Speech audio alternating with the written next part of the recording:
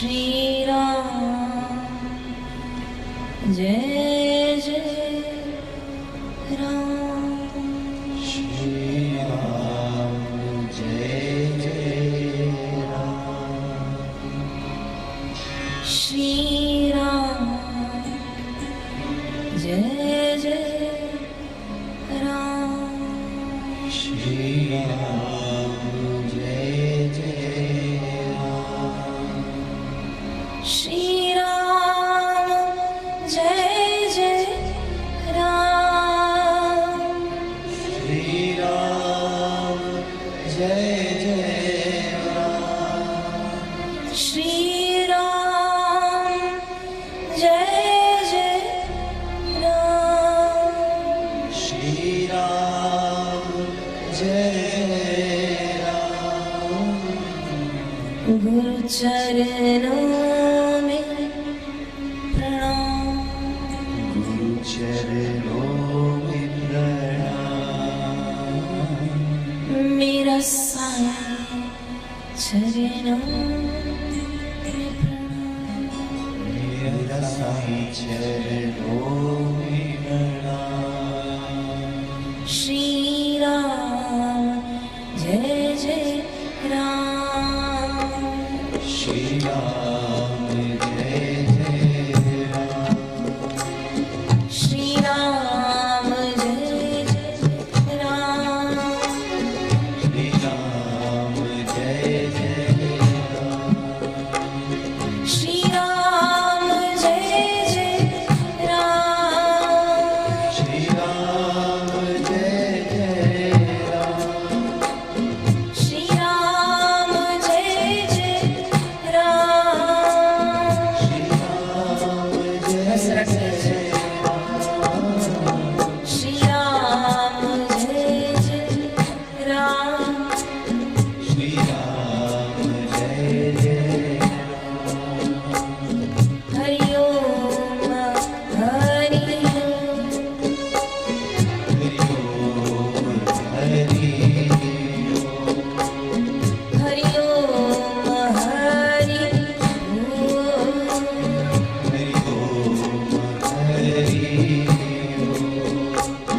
हरि ओम हरि ओम।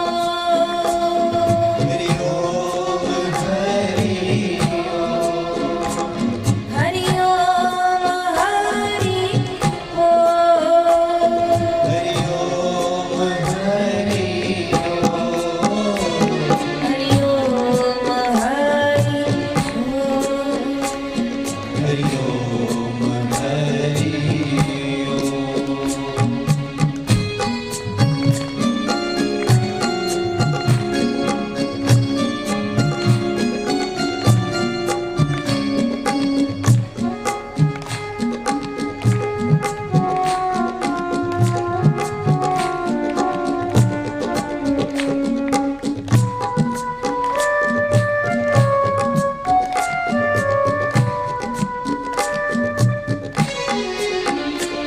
तेरा मानुष तन अनमोल। तेरा मानुष तन अनमोल। तेरा मानुष तन अनमोल। तेरा मानुष तन अनमोल। इस माटी में ना रो। इसे माटी ना रो। इस माटी में ना रो। इसे माटी ना रो। तेरी श्वास श्वास अनमोल। तेरे श्वास श्वास अनमोल। तेरी श्वास श्वास अनमोल। तेरी श्वास श्वास अनमोल।